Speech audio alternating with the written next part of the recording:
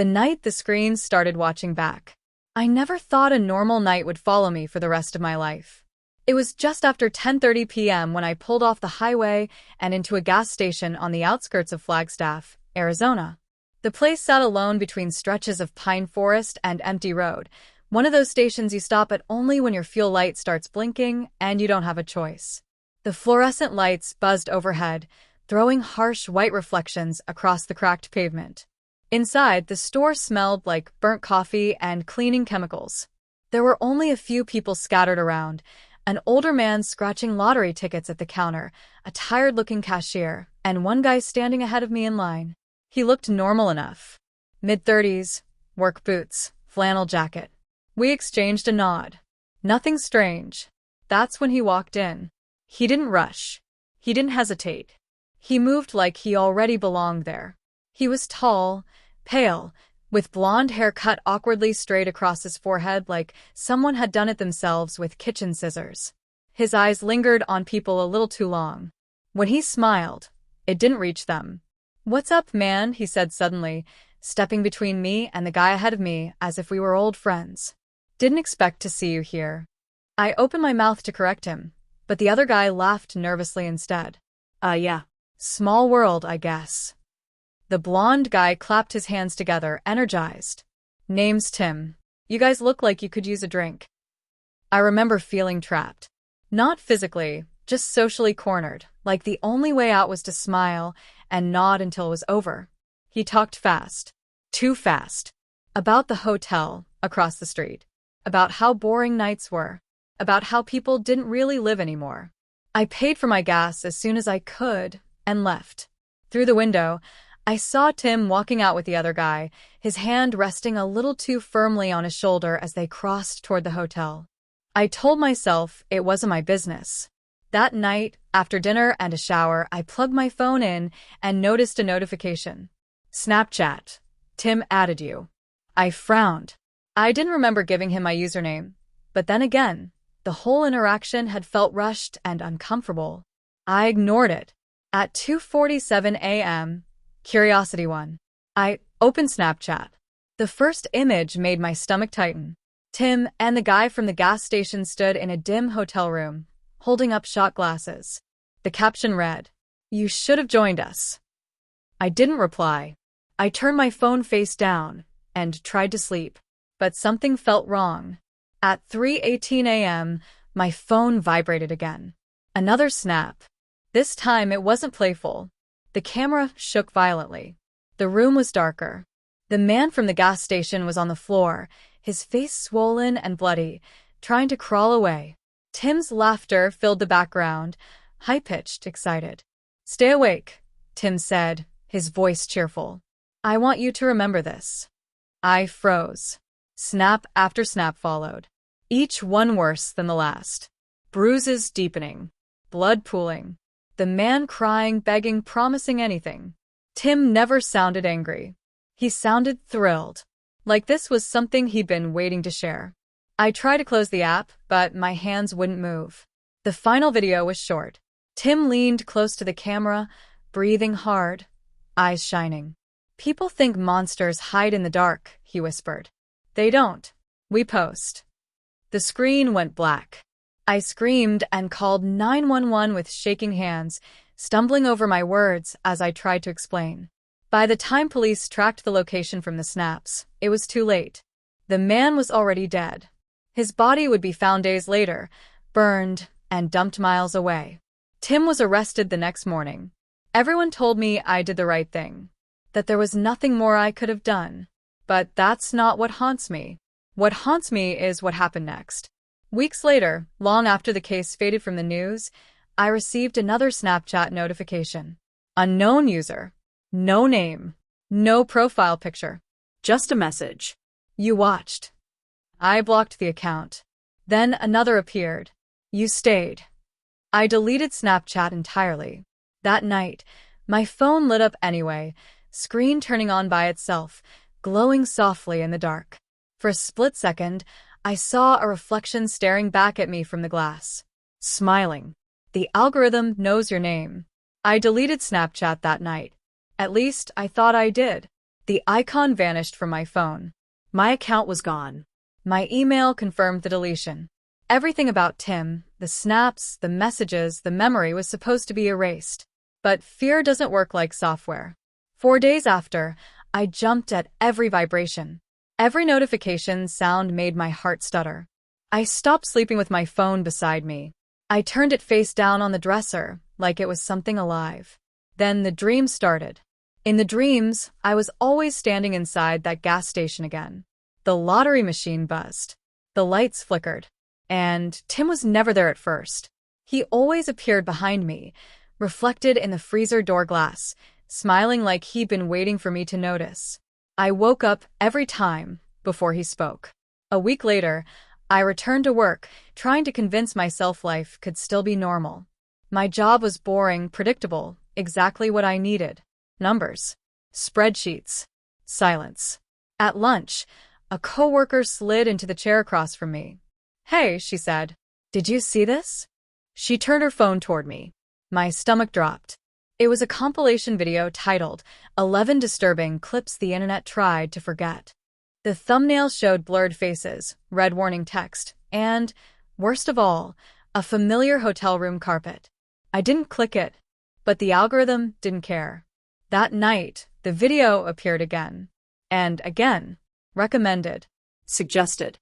Auto-played when I wasn't paying attention. Each time, the same clips looped.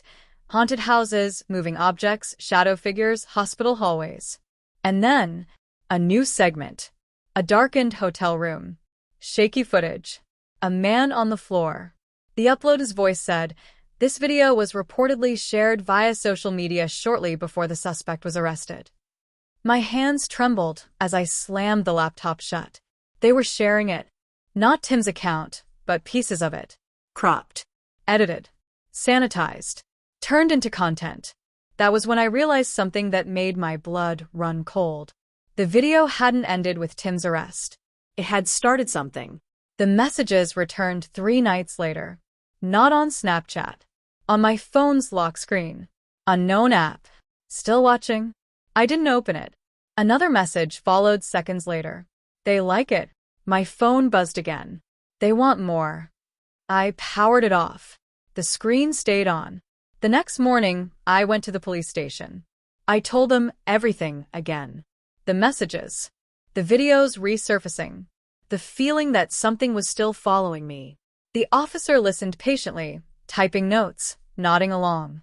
"Look," he said gently, "your phone could be compromised. Malware. A prank. Copycats.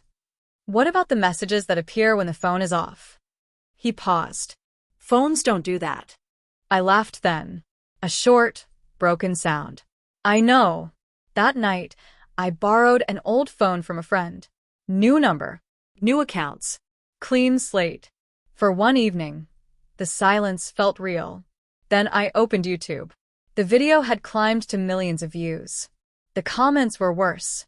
Fake but creepy. Bro deserved it. Why didn't anyone stop him sooner? This is why you don't meet strangers online.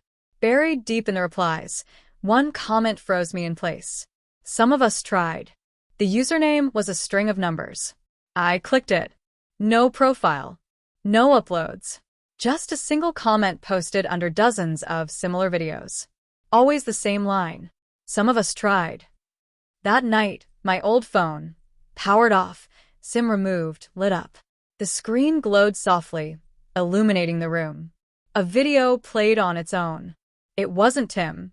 It was me. From behind. Standing in my apartment kitchen. I spun around. Nothing. The video caption appeared slowly, letter by letter. "You stayed awake." I backed away until I hit the wall.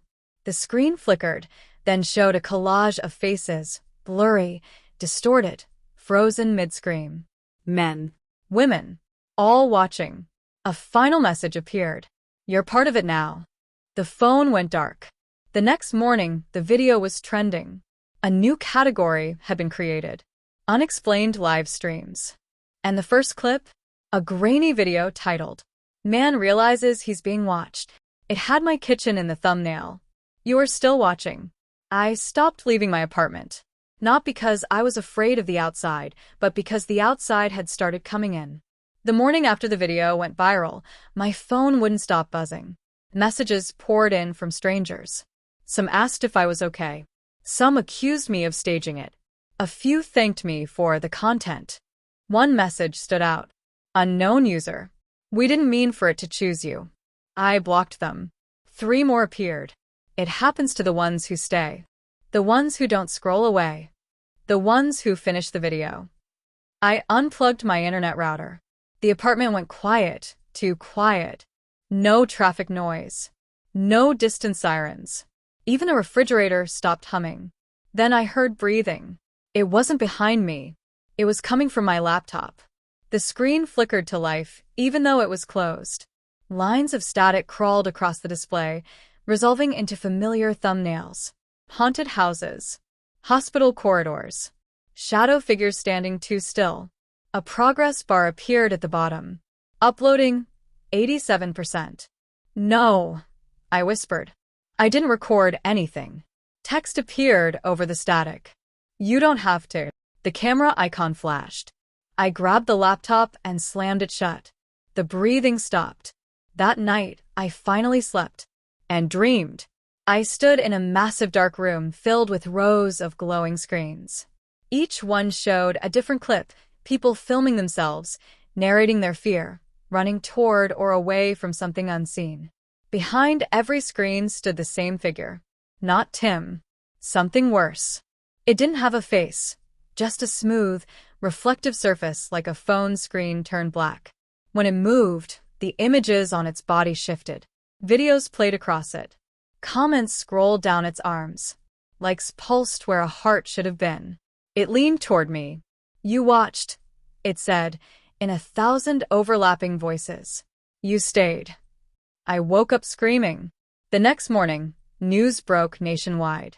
A man in Oregon claimed his house was haunted after his security footage uploaded itself overnight. A nurse in Ohio filmed a shadow in a hospital hallway, only to find the clip already trending before she posted it. A teenager in Florida disappeared after live streaming something watching him from his backyard. The comments were the same every time. Fake. Staged. Great content. I finally understood. It wasn't Tim who was the monster. Tim was just proof of concept. The real horror was the system that rewarded watching. Sharing. Staying to the end. The algorithm didn't care if something was real or fake. Only that you didn't look away. That afternoon, I received an email from an anonymous address. Subject, final upload. Inside was a single link. I didn't click it. Instead, I opened my webcam. For the first time since that night, I pressed record. My name doesn't matter anymore, I said, staring into the lens. What matters is this. If you're watching this, stop. I explained everything. The gas station. Tim. The snaps. The way the videos multiplied. The way fear became entertainment. If something asks for your attention, I said, voice shaking, and rewards you for staying scared, don't give it what it wants. I ended the recording. The upload bar appeared on its own. Uploading 100%. No, I said. I didn't. Upload complete. My video went live instantly. Millions of views in minutes. The comments flooded in faster than I could read them. This feels real. Is this part of the ARG? Chills. Best one yet. Then the screen changed. A live counter appeared. Current viewers, 1. The camera light turned on. Behind me, reflected in the dark window, stood something tall and hollow. Its face was a screen. On it, my own terrified expression stared back. You warned them, it said softly. That's good. It leaned closer, but they stayed anyway. The room filled with the sound of notifications, likes, shares, reposts, growing louder until I couldn't hear my own breathing. The screen went black. The video is still online. People argue about whether it was real. Some say it's the best horror upload ever made. Others say I disappeared for clout. The algorithm keeps recommending it. If this recording has reached you, if you're still watching, then it worked. The video that wouldn't end. The problem wasn't that the video stayed online. The problem was that it kept changing. At first, people thought it was clever editing, a looping ARG, a marketing stunt. Screenshots began circulating on forums showing slightly different versions of the final frame. Some viewers swore the reflection behind me moved. Others claimed the screen face blinked. A Reddit thread titled, "The watching video is updating itself," reached the front page overnight. I didn't see any of it at first. I was still in the apartment, still alive. That surprised me. I woke up on the floor near my desk, my throat raw, my head pounding. Sunlight leaked through the blinds like nothing had happened. My laptop sat closed. My phone was dead. The room smelled faintly of overheated plastic. For one fragile moment, I thought maybe it was over. Then I noticed the mark on my wrist. A faint rectangular glow, like a screen burn, pulsing just under the skin. When I touched it, my phone, still powered off, vibrated. I didn't turn it on. I didn't have to. A voice spoke from everywhere at once. Not loud. Not threatening. Calm. Familiar. You don't need the device anymore. The sound didn't come from a speaker. It came from the walls, the floor, the air between my thoughts. Every surface reflected a faint glow now, like my apartment had learned how to remember light. I staggered to my feet. "What do you want?" I asked. The answer came instantly. Continuation. My laptop lid lifted by itself. The screen turned on. A timeline stretched across it, hundreds of thumbnails scrolling past faster than I could process. Every one of them was a video like mine. Different people, different rooms, same framing, same fear. Gas stations, bedrooms, kitchens, hospital corridors, all shot from the point where someone realized they were being watched. "You ended your story," the voice said gently. "But stories that perform don't end. They branch."